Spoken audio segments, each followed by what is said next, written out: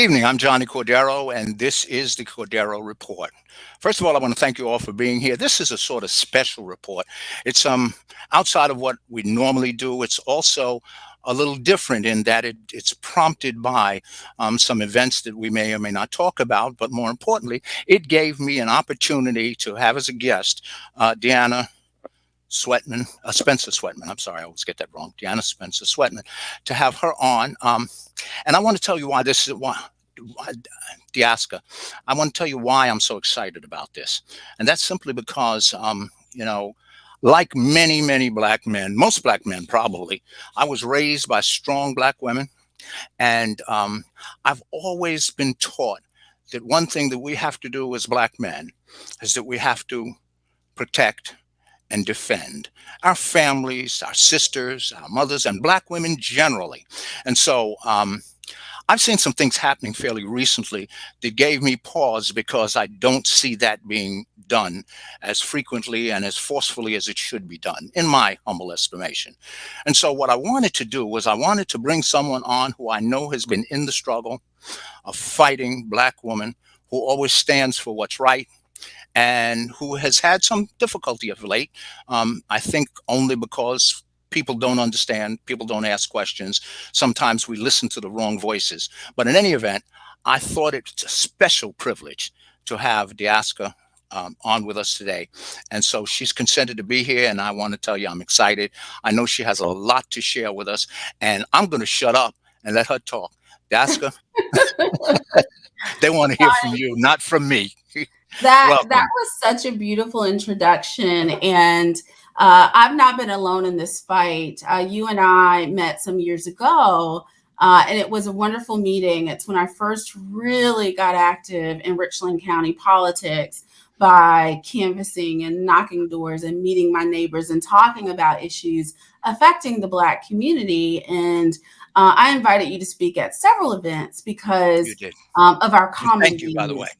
No, thank you. Thank you. You were actually one of the stronger speakers. I got lots of feedback when I would invite you, lots of good feedback.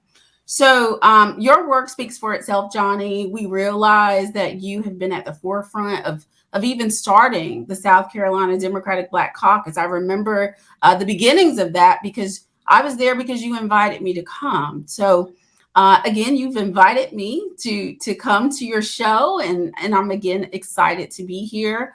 Unfortunately, I'm here to talk about who I am in my pool because lately someone's trying to change the narrative about who I am. So let me talk to your viewership and feel free to chime in at any moment. I'll go right ahead. My activity here in Richland County is born from having been raised in the southern part of this county, one of the poorer areas. I grew up in a place called Bluff Estates. It is literally a walk down from the Alvin S. Glenn Detention Center, about a mile and a half, perhaps two. But I grew up there, and I grew up knowing that there was more. And I fought hard. I was born to a single mother. My mom is a Newport smoking, Mountain Dew drinking, good woman, good Christian woman. And she raised a daughter to become a lawyer and to become someone that can give back to her community, both through volunteerism and financially. And I've been proud of giving back. And through my philanthropy with this party, and through my success in my work, I've also been able to take care of that woman, that cigarette smoking, Mountain Dew drinking woman. And I'm proud of that too. And I'm also able to take care of my community. 90% of my clients at my law office are Black. Of that 90%, I would say 75% or more are African Americans that come from lower income backgrounds. So I, as a community service person and advocate, when my clients earn or receive in pocket $10,000 or more, I take the time to do free credit reviews. I've had 4 or 5 young Black men buy houses because I've sat down with them and I've explained, hey, use this $30,000 from your settlement to pay off these bills so that can set you up to purchase a home. And I'm proud of that. I'm Mhm. so proud of that. So I'm very much a nurturer in that regard. Uh, and Johnny, so that's just a little bit about me. I'll also just say that I was born in Richland County. I went to public school. I was identified as a gifted student in third grade. And I stayed in those gifted classes, and it sort of gave me that foundation to graduate top of my class at Dreer High School. Um, I was admitted to Spelman College late, and I'm going to tell you late. I applied to one college because my mom didn't know. We didn't know. We didn't I even know know the the feeling. process. And so my mom and I, we were talking, and I said, Mom, I think it's about time because some of my friends are saying that their applications have been in for months. So this is the struggle, Johnny. No joke. That's right. So I said, well, Mom, a friend of mine and I, it's so funny. She's in politics too, Melissa Watson. We want to Hmm. go to Spelman together. And Oh, wonderful. so Melissa had already gotten her application in. I had not applied to a single college, not a single college, Johnny. Wow. And I was number 33 in my class, so my GPA was super high. Mhm. So I applied to Spelman, and letters kept coming in for folks. Melissa was getting her letters to multiple places, and I finally got a letter, my only admissions letter, and Spelman admitted me. So I was off to Spelman for my first year of college. And I ended up transferring back to USC and graduated from USC in 2005. But because I hadn't earned a degree from an HBCU, it was important to me to go to law school at an HBCU. So that's how I found myself at NCCU School of Law in Durham. I graduated, and I'm so glad that I have degrees from both a TWI, traditionally white institution, and an Mhm. HBCU. I had to have both. That was the plan. So that's me. Going back to what you said, and I think this is why you invited me on, Johnny.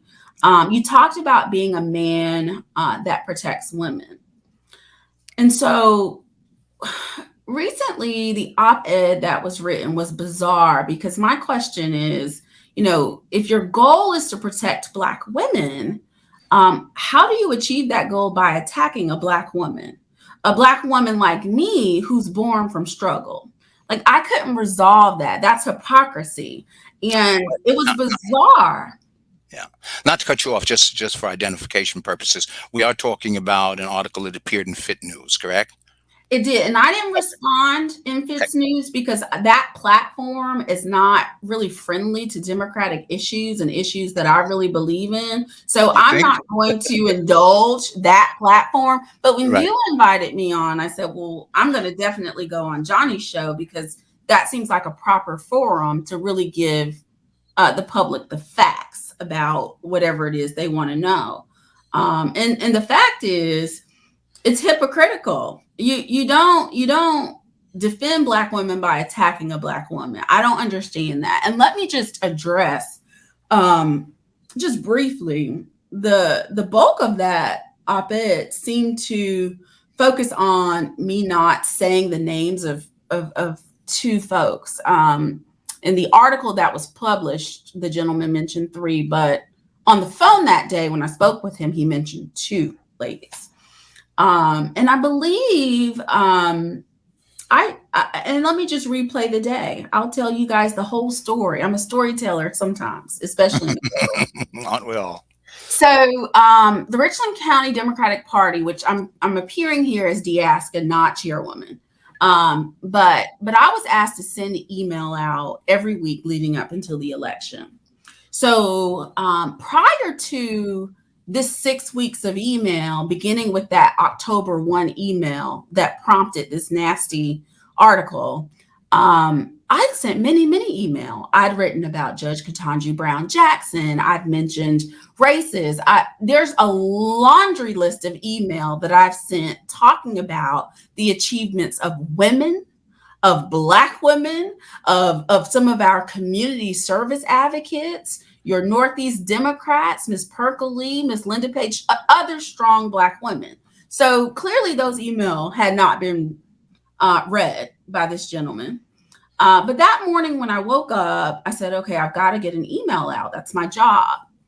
And Johnny, I just sort of from my heart drafted that email on October 1st. Sitting on my bedroom sofa, I drafted an email because when I graduated from Drury High School in 2001, Congressman Joe Wilson had taken office. That's the same year he began his first term. In the 2 decades of him being the congressman for Congressional District 2, I've seen Columbia Mall go down. I've Mhm. seen Richland Mall go down. Dutch Square, Johnny, is gone. The movie Yes. theater in Dutch Square is gone. And these places, look at Sandhills. A lot of these places are in majority minority districts, which concerns me. So obviously I'm going to mention that particular race because it's right here in Richland's backyard. And I know the congressman does a ton for Lexington, which he also represents parts of Lexington County. So I definitely included him. And then of course I'm going to talk about children. If you know me and if you've been a client, the children are numero uno in my mind. You've got to protect the people who take care of the children. When children come into my office, you can look at my Facebook. I'm taking photos with kids. I'm Mhm. telling them they're a lawyer for a day. It's sort of my thing. It's who I am. And so I just talked about things that were relevant to me. Um, in my experience as a lifelong resident of Richland County, at no point did I consider race. Um, I don't think that way. I never have. And I didn't think about the names that I would put in the first of 6 email. So when I got the call that day, I picked up the call. Well, I missed the call and I returned the call after I heard the message and I said, hey, what's going on? How can I help you? And I was immediately met with, well, you didn't mention the two Black women in your email. And I said, well, Representative, I didn't mention a lot of people in that email. I said, I only mentioned a couple people because the goal was to get people excited. And it's only one of several emails that are coming out over the next couple of weeks. So then he went on and on saying, well, you should have mentioned two candidates. He mentioned, you should have mentioned these two candidates. Okay. I know his later op ed mentioned three, but on the call, he said I should have mentioned two specific candidates. And I said, well, I said, Richland County is one of 46 counties. There's so many counties who could be sending email. This is just one of my email. And I said, I'm sorry, what county do you represent? And he said, York County. I said, have you given the chairman, who is a white gentleman? Okay. I said, have you called him to ask him what emails he sent out for the Black women?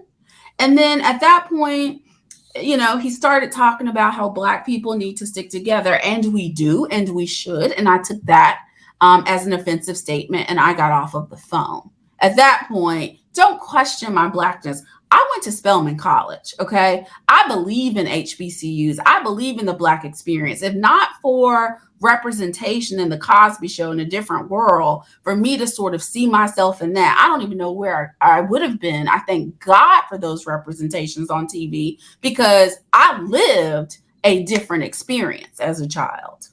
Lights were turned off, water sometimes turned off. It was just a hard pull. And to question my Blackness or my authenticity was very off-putting, Johnny. And so, yes, I did end the call abruptly and I did direct him to York County because that's who he should have called from the beginning.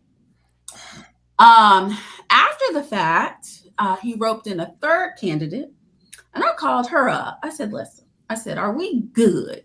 And I said, I saw you at the fall fundraiser that Richland County hosted. I said, we took a photo together. You were happy. You were smiling. What happened? She proceeded to tell me, well, they called me. I don't know who they are. They called me and I told them I wasn't going to go back and forth with you, Deyaska, 30 days before an election. And that I didn't have a problem with you because you didn't mention any of the other representatives either. And I said, well, I just want to make sure we're good. What can I do to support you? Richland has always supported you. And she admitted that Richland has always had her back. And I donated $500 to the campaign. We laughed, we got off of the phone. But it sounds like there's a they, I don't know who they are, that tried to create this this unnecessary tension ahead of a very important race that's going to affect a lot of brown children. And I don't know why there's this tug of war, Johnny. It concerns me because in my purview, the most important race is the superintendent race. It concerns me. We absolutely need Lisa Ellis to win.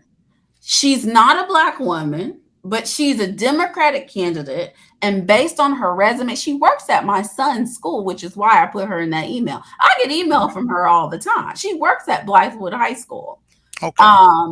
So yeah, so we need her to win because the other candidate who obtained this master's degree from Bob Jones in the last couple of days, I read that. unqualified and Okay. unfit, and will not protect our children. And I'm worried about those little Deaskas and those little Johnnies who come from homes that may not have unlimited access to resources, and they may come from limited means. But that doesn't mean that the street outside of your home, whether it's a dirt road, a paved road, a brick road, an asphalted road, can't take you wherever you want to go in this world. And when I go to career days, when I go into schools, because I go to schools all across Richland County, and I wrote a pipeline program for the South Carolina Bar that is implemented every year to create diversity in the legal profession.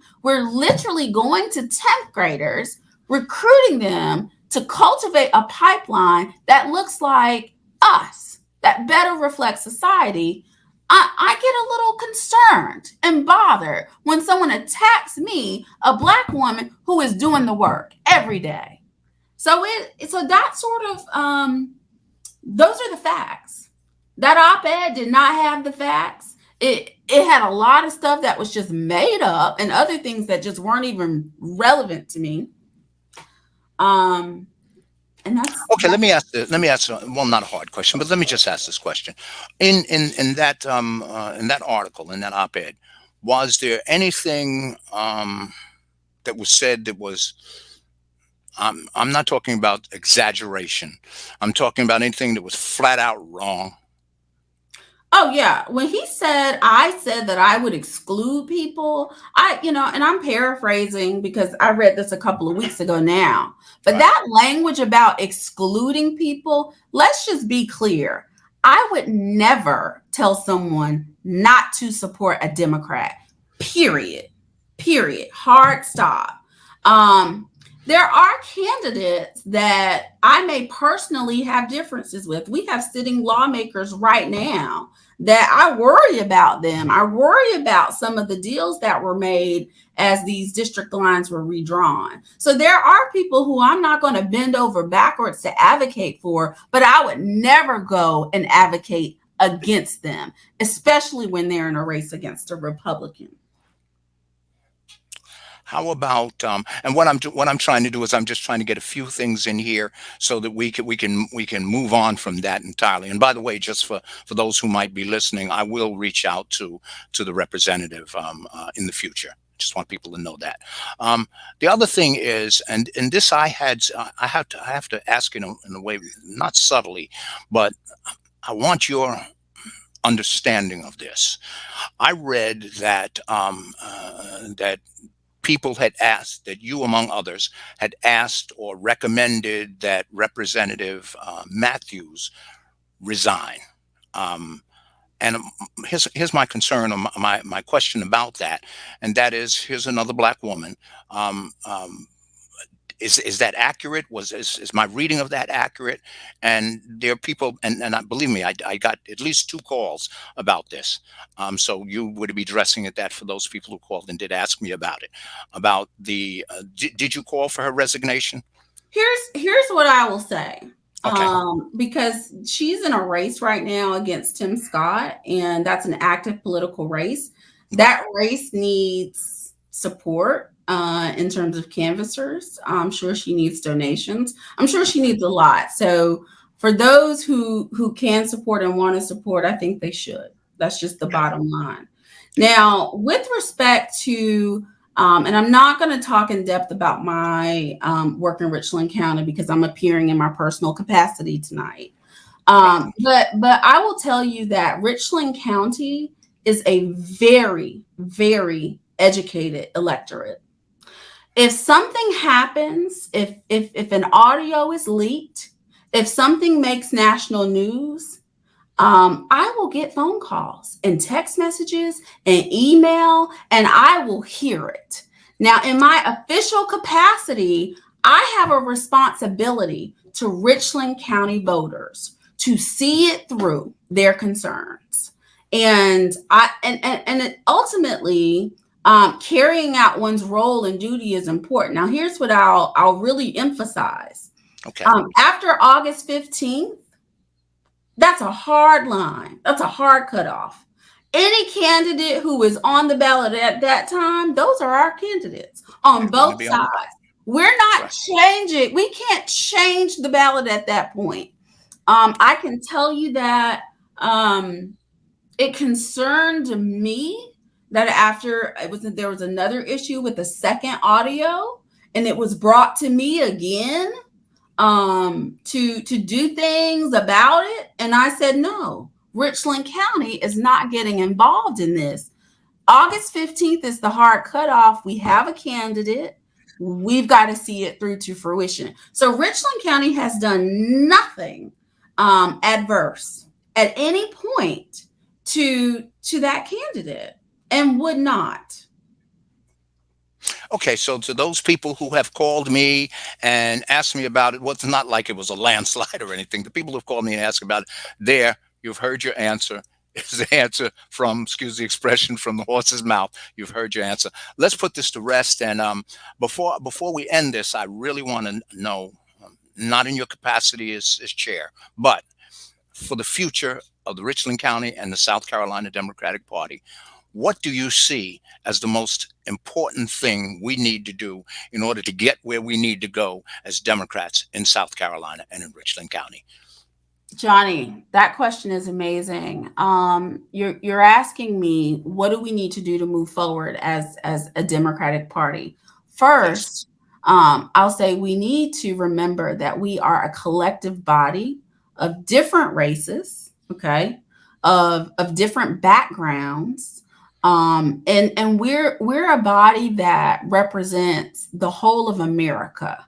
We are the people that believe and have bought into the American dream, whatever that dream is. For me, it was growing up and becoming a lawyer like Claire Huxtable. For other people, it's a different dream, but we bought into that American dream. And so, in order for us to be successful as a group, we've got to be willing to sit down and address issues affecting Black people and Black communities. We've got to address issues that are affecting women's rights. Freedom is on the ballot this election. We're dealing with an issue where the woman will have an opportunity to choose, or whether the legislature will choose for her. Freedom is ultimately what's going to be decided come November 8th. So I just in agree. summary, I'll tell you that I think that in order to be successful in South Carolina, we need to make sure that our leadership is selfless and not self-interested. We need people that are not going for hook lines, that are actually trying to get their hooks into the real issues so that they can reel them in and resolve them, obviously. We need lawmakers who don't offend easily when asked to support a ticket. Gotta have thick Um, skin. and we just need to be brave in our quest to become better. South Carolina, to her immediate west, has Georgia, who has Stacey Abrams running for governor, has elected two Democrats to the United States Senate 2 years ago. Right. Georgia has a very diverse population, not so different from South Carolina. And to our north, we have Democratic Governor Roy Cooper. We can be better in South Carolina, but we need to get out of our own way. Democrats attacking Democrats is unacceptable. And men attacking black women is unbelievable. Shocking, even shocks the conscience. When I lean so hard into my husband, who is such a protector. And I just ask that we just do a better job of collecting the facts before we run off and make opinions about people we don't even know. I don't even know the representative. He's never had an opportunity to meet me. He doesn't know the work I do for my community. He doesn't know how I pour into people every single day. He doesn't know that I put tens of thousands of dollars into Democratic candidates because I care that much. And I volunteer and work for the Democratic Party without compensation and take time away from my business to do it. And so this is personal to me. I care about my community. I care about people down in 29203 where I own property, where I bought my first house, one of the sickest zip codes in our state. I care. And anybody who says differently, they don't know me. Okay. I couldn't, we're closing down on time, but I couldn't let this end without asking you this question. So let me give you a little preface here. Okay. As a black woman, as a fierce, fighting, educated black female attorney, please tell me what you think of Katanji, Associate Justice Katanji, her first and second day on the court. Please tell me. I want to hear what you got to When say. I tell you she makes us look good, Johnny. Okay, you have I have chills. So Justice Ketanji Brown Jackson has shattered a glass ceiling that I didn't think I would see shattered in my lifetime. I thank God for her. I thank God for every sacrifice, for every time she stayed in that law library for 12 hours, because I've been there. I know what I've it done is that. to be there for 12 hours, 2 weeks straight. And I know she has done that and then some. For this woman to walk the tightrope, to be a judge, to work in the DC circuit, one of the toughest circuits to work in, for her to she has had a hard pull, Johnny. Mm. And for her to go through the confirmation hearings with such grace and such presence under pressure, it was remarkable. And I thank God that I was able to witness it.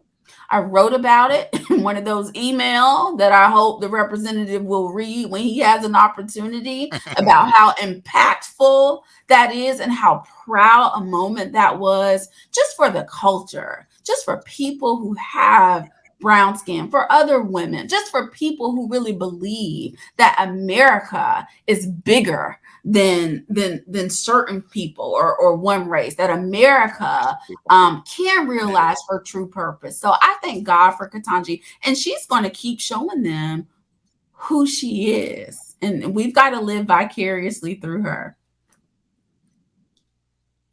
I always say that there's only one race, and that's the human race. So, my final question for you is it possible, even conceivable, for us to pull this country together without alliances, black, white, Hispanic, Asian, everybody?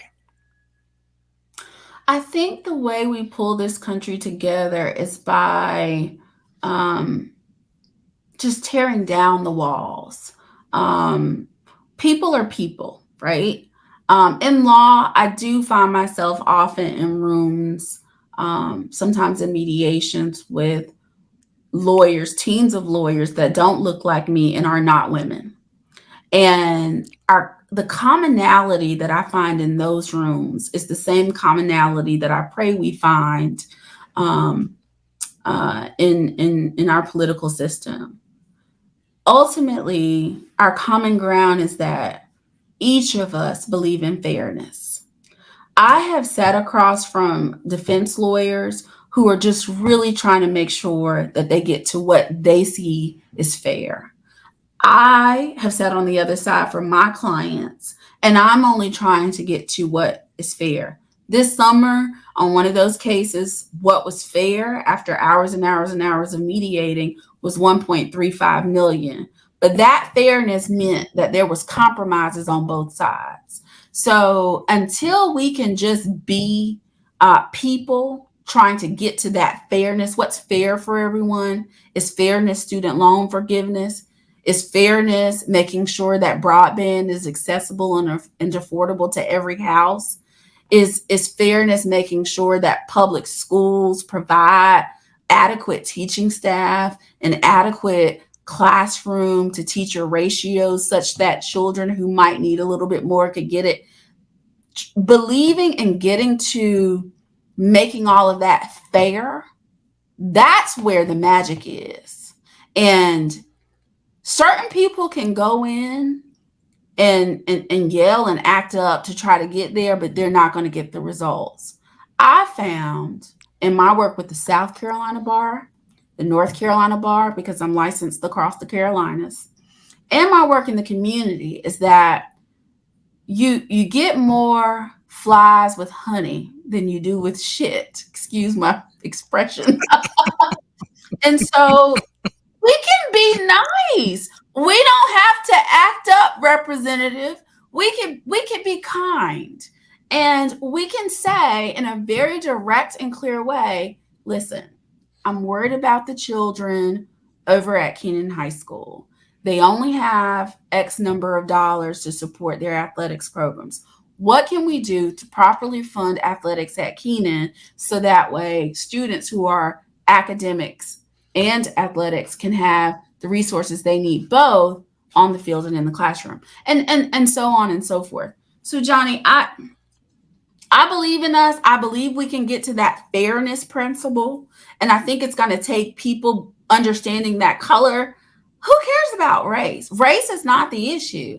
The issue is, can you hear me when I tell you it's a harder pull for these little brown children over here? Because I was one of them. And I'm telling you, it was a harder pull. It was a harder pull when I sat at him middle school for hours because my mom's car broke down and there were no cell phones.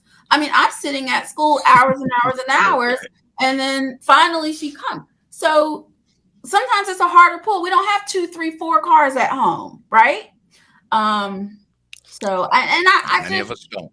many of us don't, and I want people to understand that privilege is privilege is an advantage.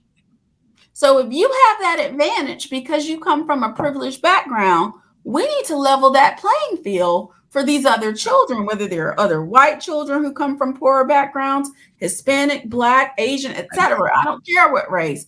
We've got to make that even. We've got to give everyone the opportunity to live and to realize that American dream. from my humble view, the goal is and always has been for fundamental fairness for all people. Simple as that. I want to thank you, Deyaska Spencer Sweatman, for being with me. I have enjoyed it. Um, to those people who have had questions, I believe that the questions have been answered. I believe that we're going to have you back at some time, a time of your choosing.